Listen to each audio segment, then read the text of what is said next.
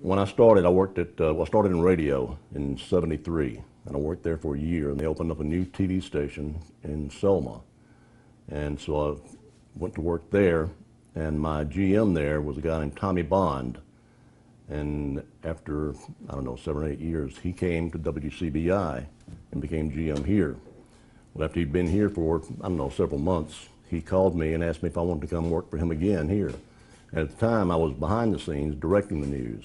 So he had an opening for a director at WCBI, so that's how I came here. Okay, what year was that? That was in '80. I started in radio in '73, went into TV in '74, came to Columbus in '80, behind the scenes, directing the news.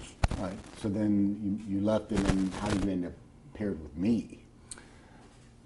I got out of the business for about 5 years. I worked at CBI from '80 to '81, and then I was going to get back in it, so I came over. You were at Chippendale, and then yeah, took exactly. time off to be at Chippendale. And I got too old for that, so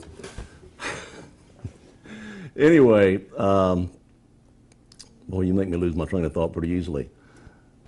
I wanted to get back into TV, so I knew Wayne Robertson, who worked at the station. So I came over at night and made an audition tape with Wayne, and it just so happened that Frank Imes saw it, and he called me at home and asked me if I wanted to come over here and do sports and midday with you. So how did he describe midday? He just said it's not your typical 12 o'clock newscast. It's a little off the wall, and asked me if I wanted to be a part of something like that. I said, yeah. All right, so then you... Little did I know exactly what he was talking about, but yes. Well, but you would have understand the sports gig pretty much speaks for itself. I mean, yeah. you know what that was like. Yeah. So what were your first couple weeks like on the set with Midday? Because you are sort of an introverted person, and it was not an introverted type job. Exactly. And I think you found out just how introverted I was one of the first days I was on the air, because we had like 2 or 3 minutes to kill at the end of the show, and we didn't have anything scripted. You asked me, what did I do over the weekend? And I said, nothing. It's exactly what you said. And we had more than 2.5 or 3 minutes. I had mistimed the show. We had 4 or 5 minutes, and I was racking my brain. What could I talk about? And I ran through everything I had, and I thought, well, at least I've got a sidekick to save me. And so, Bill, what'd you do this weekend? Nothing. And you even thought about it. You even actually thought about it before you threw me under the bus. Not nothing. What did you do? Just nothing? Yeah. No, I was just honest to a fault, because I didn't nothing that past weekend. It just laid there. I mean, we just died that slow, horrible television death. That was funny. It's funny to me that as time went on, we both kind of actually looked forward to having 2 or 3 or 4 minutes to kill at the end of the show with nothing to talk about. Yes. Because we could just act stupid. Well, you played your strengths. That's right. So, what was that like then, moving on over the years? It was funny because I ended up anchoring, and you ended up doing, a lot of different things. Sunrise at the station. We'll get into Sunrise. But the thing that I'm still stopped on the streets for about once a week, seriously, is somebody talking about doing Midday with Bill. Yeah, I get the same thing. And so why do you think that is? It was just such a unique show. I mean, and you left the show in what, 2000? So it's been 17 years, 16 years, and people still ask me about it to this day.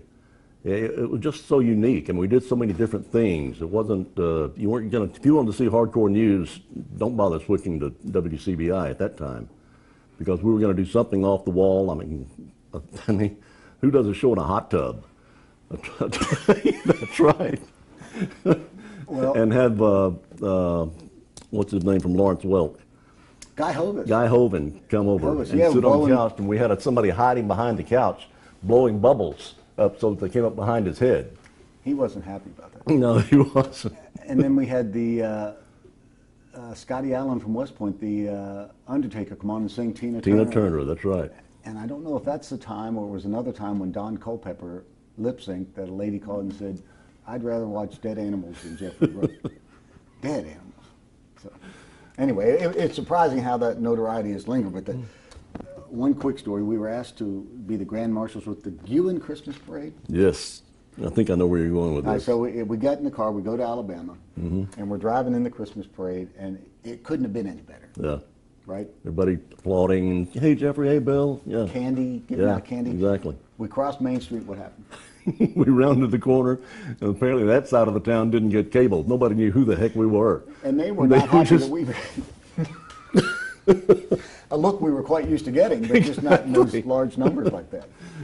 All right, so then along came Sunrise. Mm-hmm. All right, and a bunch of us worked on birthing that baby, but you were the one that sort of held it all together on air. What was that like? I enjoyed it. I mean, a girl named Charlotte Stiegel and I were the two original anchors on the show.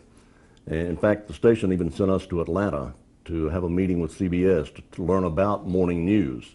And it's people don't watch morning news like they do the rest of the news. It's more like radio. They don't sit on the sofa and watch it. They listen to it while they're getting ready for work or school or whatever. So we kind of played to that. But I've enjoyed every minute of it. And that was different than midday because you would just have to suffer through half an hour, right? Yep. But at 30 minutes you were done. But Sunrise, that was a lot of work, a lot of extra people, a larger team, Yeah. and everybody had to be on the ball. So you really had to get to know and trust one another, right? It's 3.5 hours now. Wow. Yeah. All right, little test. Yeah. I'm going to see if you can remember the names of all of your co-hosts. Oh, I wouldn't even try. I know I couldn't. I could get a lot of them, but Okay, just Charlotte Stiegel, Amy Turner, Andrea, Amy again. Of course, Renee's there now. Let's see, who else? You're going to embarrass me because I'm going to leave somebody out that I really should remember.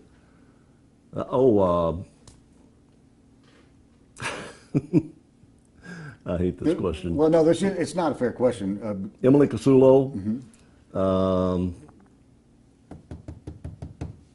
gosh, I can see her face right now. It'll come to me. Kristen, Kirk. Her too. Yeah.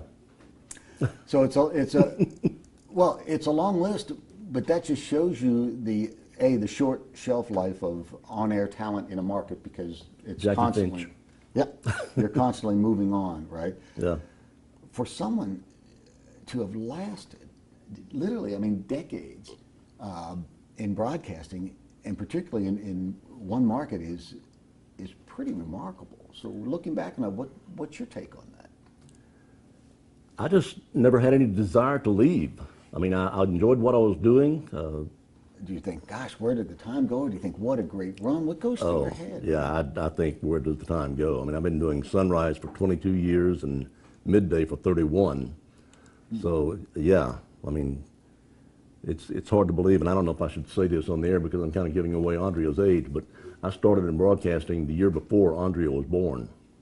Wow. That kind of puts it all into perspective for me. Well, so let me ask you this. The business has changed completely.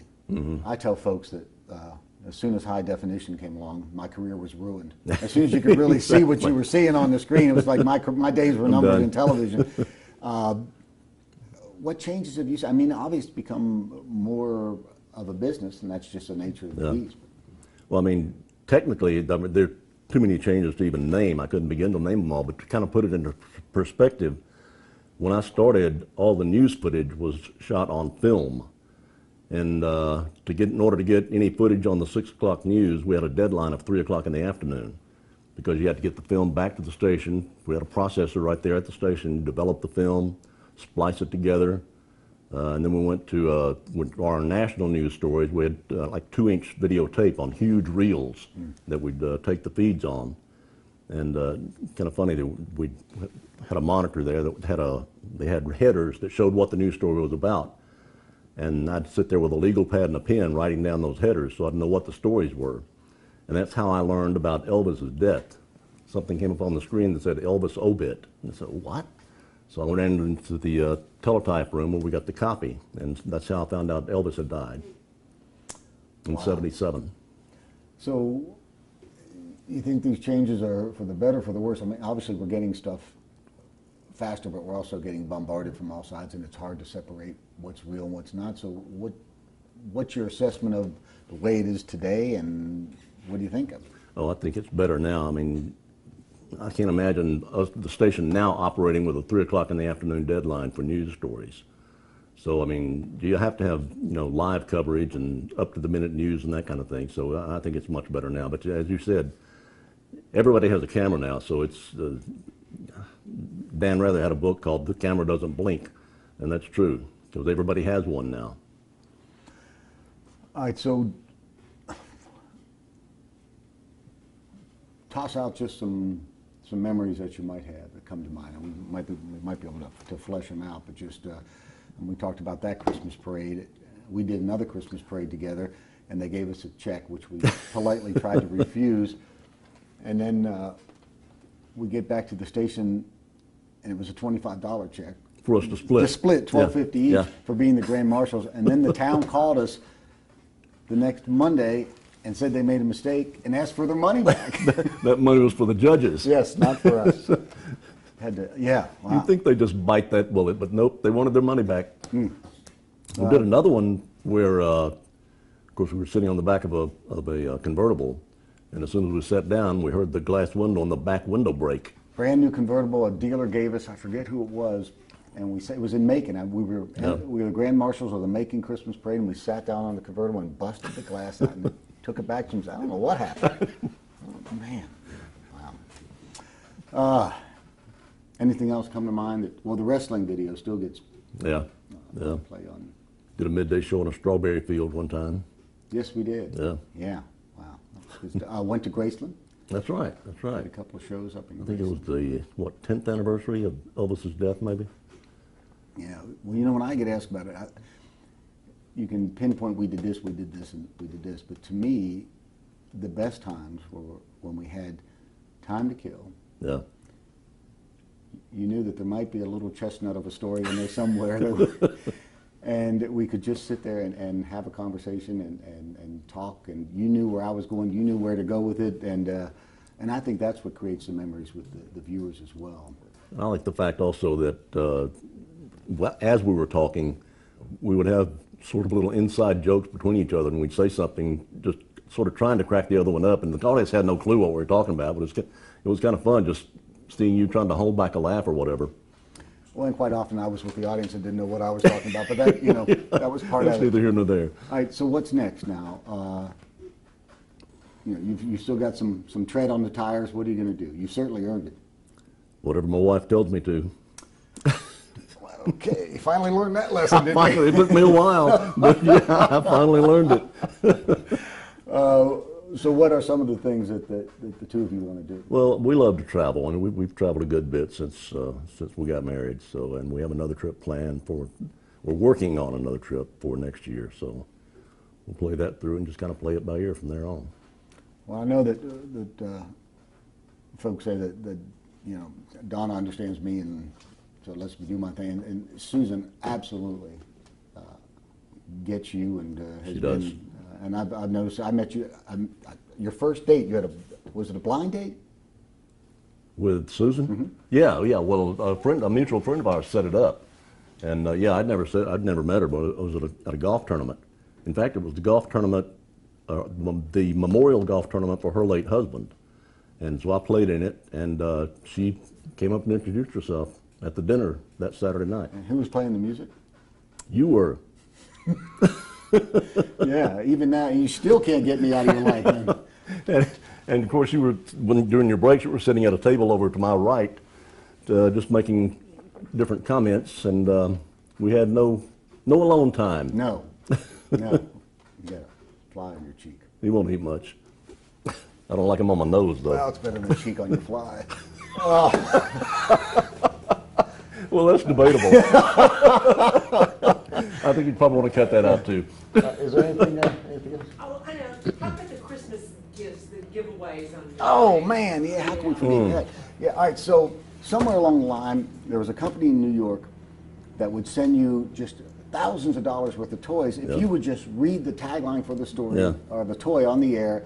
And so that was the birth of the great midday toy giveaway. That's right. And the toys would rotate, except for one toy that we got every single year. And it was Uncle Milton's Ant Farm. So we'd ask kids to write in, and they would, and then nobody wanted an ant farm. Yeah. Because I think they thought that the ants came in the package, and Mom thought, oh, they open it up and ants everywhere. But no, you got a coupon for special ants. Right, exactly. Right? So anytime a child or a parent would write in saying, send us a toy, well, but don't send an ant farm, what would we do? They got an ant farm. Yeah. In fact, we got a complaint from PETA. People About- for the ethical treatment of animals, Yeah. that's right, send us a letter. Well, I like to say people eating tasty animals, but that's just me. Well, okay, so they sent us a letter, and they said that ant farms were cruel and unusual Yes. punishment. So what did we do? Send them an ant farm. That's right. So when we fast forward, when I was mayor, we were meeting with a bunch of guys from France who wanted to bring a company called Eurocopter, and they were looking at the Golden Triangle. And Senator Cochran's office was taking them around the state. The lawyer for Senator Cochran, we sit down at this big conference table, and we're all harumping in our suits. And you know what he said? I never got an ant farm. You know what we did? Got him an Sent ant him farm. an ant farm. Yeah, maybe that was the thing that closed the deal. Yeah, that's great. That was always a lot of fun. That and Pets Without Partners. I did the math once, and it was well over 1,000 animals that we helped find homes. Yeah, I don't know if it's still that way now, but I know for years every animal they brought on there got adopted. That's right. We learned that if you let a dog sit on your lap, pee on your rug, it found Or a your home. shoe. Or your shoe. Or worse, we found it at home. So That's right. That was good stuff. It's good stuff.